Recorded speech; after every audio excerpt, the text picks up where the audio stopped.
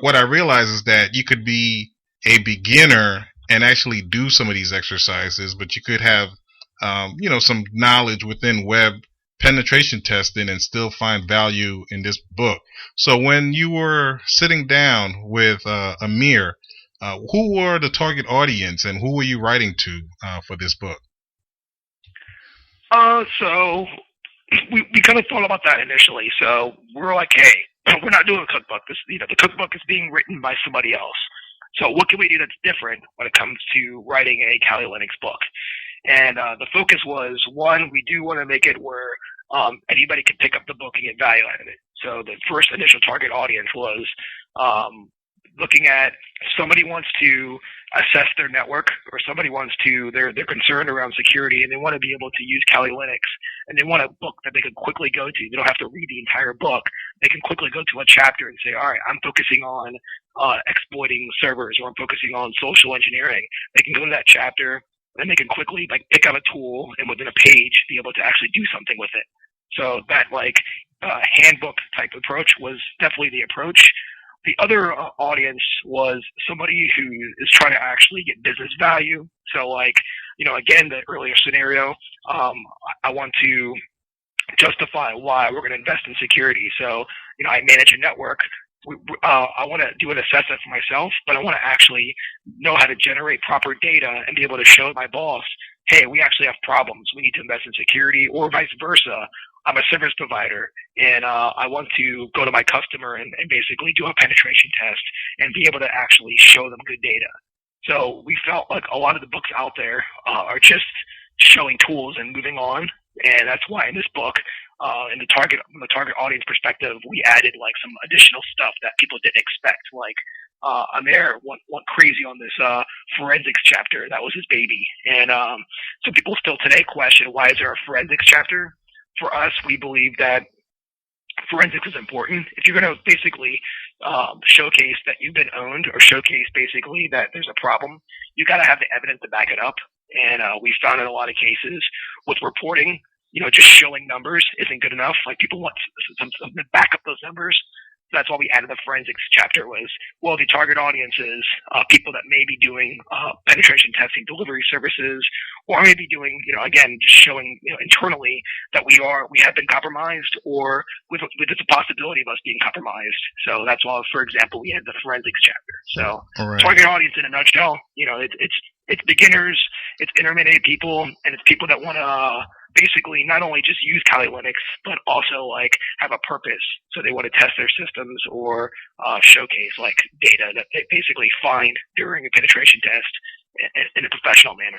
Right. And one of the chapters that, as soon as I saw it, a big smile came in my face, was when you covered the topic between a security audit, a vulnerability assessment, and a penetration test. Because in my day-to-day world, and you're speaking with the various system administrators, they use this word interchangeably. And seeing that you guys took the extra step to define that, was something that I appreciated. So if you can, for our listening audience, describe the differences between a security audit, a vulnerability assessment, and a pen test, as well as the benefits that each one may offer an organization. Sure, happy to. Actually, that chapter was one that I got to focus on. That was my baby. So, definitely. Basically, I agree. A lot of people, they throw around these terms such as penetration test, audit, etc. And what they don't realize is they're completely different things. Particularly on customers, federal customers, a lot of people want to make checkboxes. So they say, all right, well, we're going to pay for services, and we're going to basically try to meet this audit. And an audit is for anything PCI, for taking in credit card data, or a hospital. They say we have to meet HIPAA. And to them, they think, all right, well, if I just get audited for that, we pass the audit, then we're good. And what they don't understand is that in a lot of cases, any of those mandate compliancy type things are dated, because attacks are coming out every other day. Security needs to be very, very up to date, and it takes a long time for a HIPAA or a PCI or something to be reiterated for another version. So really, it's a baseline, and it's just not good enough. So when somebody says that they meet an audit, that really or meet a compliancy type thing, that really doesn't mean much. So when somebody says they're being audited for PCI, HIPAA, etc., that's the baseline. Now, if they say, well, I want to have an assessment is, well, now we're going to go beyond just like this generic audit. We're actually going to scan them for like any type of vulnerability. Now, that's good, but the problem is that a lot of times they'll give you a lot of information and probably a lot of false positives and false negatives, meaning that like they'll scan a system and say this system is vulnerable, but is the system really vulnerable? So like, for example, this system is an internal server. It is not outside facing. You can't get to it from the outside, but maybe it's vulnerable to an outside attack. Well, that may not really matter because nobody can ever communicate to it. Or some port is open, but it's not really open. Just the scanner, the Nessus scanner or the core impact tool or whatever was used says that. So it's good to do an assessment because at least now you're going beyond an audit, but it doesn't really necessarily mean that all that information is accurate. Where a penetration test, so you kind of look at it as like a pyramid, the bottom being like an audit, an assessment being in the middle, the very top would be like a penetration test. And that's where you say, all right, now we're going to do the assessment, but then we're going to try out the vulnerabilities. So if, for example, you see, I don't know, 300 vulnerabilities and you actually try them out, you may find that only like 15 of those are real. Like 15 of those you can actually exploit the systems and get in the network. And that's where you would spend your time to remediate and actually invest in security and all that. So it typically costs the most for a penetration test because that can't be done truly manually. Like an audit could be done with a tool, an assessment can be done with a scan, but a penetration test, you actually have to try to exploit those vulnerabilities. So that's typically the most time consuming and the highest of cost. But that's where you get the most value because those are actual real vulnerabilities in your network. Right, and I guess they all have their place within that pyramid that you're talking about, and the key thing is to understand what each one is offering, and not take a security audit as a pen test and try to pass it off as that particular practice and so forth. So definitely, thank you for that description. And yeah, and when we do book reviews, one of the things that we usually evaluate is the flow of the book. And within the web pen testing with Kali Linux, it seemed that the flow of the book followed a particular methodology, starting off with the installation. And one of my favorite chapters was chapter 2, when you talked about reconnaissance. If you could just try to break down chapter 2, reconnaissance, the tools, and some of the practices within reconnaissance. Sure. So reconnaissance is always going to be the most expensive but most important part of a penetration test. And one thing to point out from the last question as well is you made a really good point. You got to know when to use the right service. I've seen some customers where they'll say, hey, we want a penetration test, but we know we're vulnerable. That's a waste of money. If you know you're vulnerable, there's no reason to get a penetration test. At that point, you should basically do a basic audit and then basically secure yourself. And when you think you're at the most secure point, then get a penetration test. Like it's important to know, when they get those services. Regarding reconnaissance, that's kind of ties into that because a lot of times with penetration testing, it's a lot of the effort is done in reconnaissance, but you have to define that up front. So like some customers, they may say, well, we only care about, a penetration test on these particular devices. And, this is the whole idea of we have a white, gray, and black box. But they'll say, in this particular case, I'm going to give you this information and I want you to do a full penetration test. In some cases, they don't give you anything.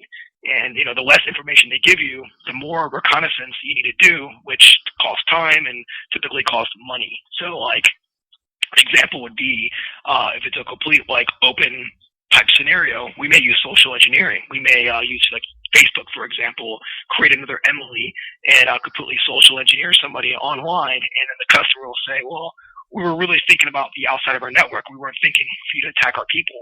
So, the whole idea of defining the scope and when you do reconnaissance, know basically what is not inbound is important.